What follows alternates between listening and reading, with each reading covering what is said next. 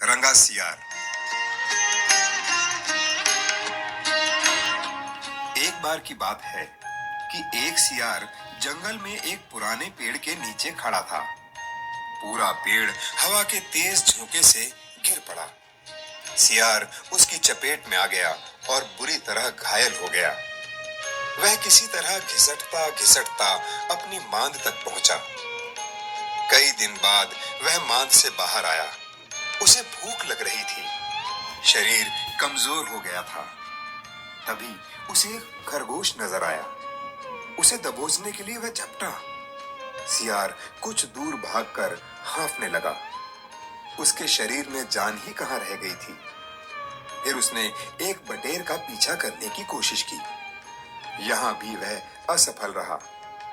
हिरन का पीछा करने की तो उसकी हिम्मत भी ना हुई। वो खड़ा सोचने लगा।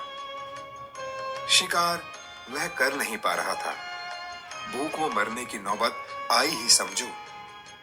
क्या किया जाए?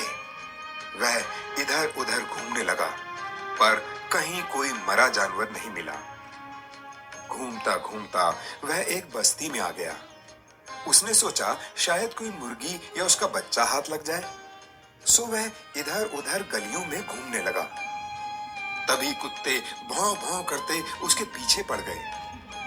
सियार को जान बचाने के लिए भागना पड़ा। वह गलियों में घुसकर उनको छकाने की कोशिश करने लगा, पर कुत्ते तो कस्बे की गली गली से परिचित थे।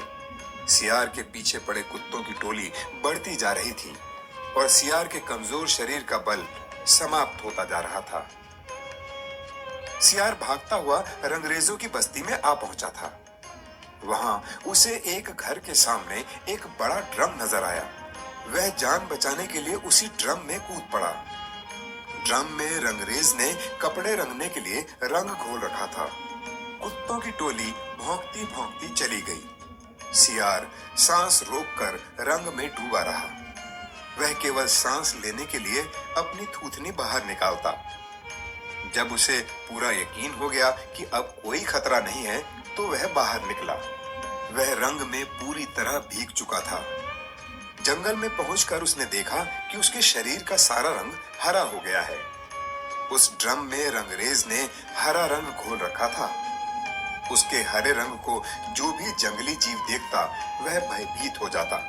उनको खौफ से कांपते देख रंगे सियार के दुष्ट दिमाग में एक योजना आई। रंगे सियार ने डरकर भागते जीवों को आवाज दी, भाइयों, भागो मत, मेरी बात सुनो। उसकी बात सुनकर सभी भागते जानवर ठिठके। उनके ठिठकने का रंगे सियार ने फायदा उठाया और बोला, देखो, देखो मेरा रंग। ऐसा रंग किसी जानवर का धरती पर है? नहीं ना? मतलब समझो, भगवान ने मेरे शरीर को यह खास रंग देकर तुम्हारे पास भेजा है। तुम सब जानवरों को बुला लाओ तो मैं भगवान का संदेश सुनाऊं। उसकी बातों का सब पर गहरा प्रभाव पड़ा। वे जाकर जंगल के दूसरे सभी जानवरों को बुला कर लाए। जब सब आ गए तो रंगा सियार एक ऊंचे पत्थर पर चढ़कर बोला, वन्य प्राणियों, प्रजापति ब्रह्मा ने मुझे खुद अपने हाथों से इस अलौकिक रंग का प्राणी बनाकर कहा कि संसार में जानवरों का कोई शासक नहीं है। तुम्हें जाकर जानवरों का राजा बनकर उनका कल्याण करना है। तुम्हारा नाम सम्राट ककुदुम होगा। तीनों लोकों के वन्य जीव तुम्हारी प्रजा होंगे। अब तुम लोग अनाथ नहीं रहे। मेरी छत्र छाया में निर्भय होकर रहो। सभी जानवर वैसे ही सियार के अजीब रंग से चकराए हुए थे। उसकी बातों ने तो जादू का काम किया। शेर, बाघ व चीते की भी ऊपर की सांस ऊपर और नीचे की सांस नीचे रह गई। उसकी बात काटने की किसी में हिम्मत न हुई। देखते ही देखते सारे जानवर उसके चरणों में लौटने लगे और एक स्वर में बोले, हे ब्रह्मा के दूत, प्राणियों में श्रेष्ठ ककुदुम, हम आपको अपना सम्राट स्वीकार करते हैं। भगवान की इच्छा का पालन करके हमें बड़ी प्रसन्नता होगी। एक बूढ़े हाथी ने कहा, हे सम्राट, अब हमें बताइए कि हमारा क्या कर्तव्य है। रंगा सियार सम्राट की तरह पंजा उठाकर बोला, तुम्हें अपने सम्राट की खूब सेवा और आदर करना चाहिए। उसे कोई तकलीफ नहीं होनी चाहिए। हमारे खाने पीने का शाही प्रबंध होना चाहिए। शेर ने सिर झुकाकर कहा, महाराज, ऐसा ही होगा। आपकी सेवा करके हमारा जीवन धन्य हो जाएगा। बस सम्राट ककुदुम बने रंगे सियार के शाही ठाठ हो गए। वह राजसी शान से रहने लगा। कई लोमड़ियां उसकी सेवा में लगी रहती। भालू पंखा झुलाता। सियार जिस जीव का मांस खाने की इच्छा जाहिर करता, उसकी बलि दी जाती। जब सियार घूमने निकलता तो हाथी आगे आगे सूंड उठाकर बिगुल की तरह चिंघाड़ता चलता। दो शेर उसके दोनों ओर कमांडो बॉडीगार्ड की तरह होते। रोज ककुदुम का दरबार भी लगता। रंगे सियार ने एक चालाकी यह कर दी थी कि सम्राट बनते ही सियारों को शाही आदेश जारी कर उस जंगल से भगा दिया था। उसे अपनी जाति के जीवों द्वारा पहचान लिए जाने का खतरा था।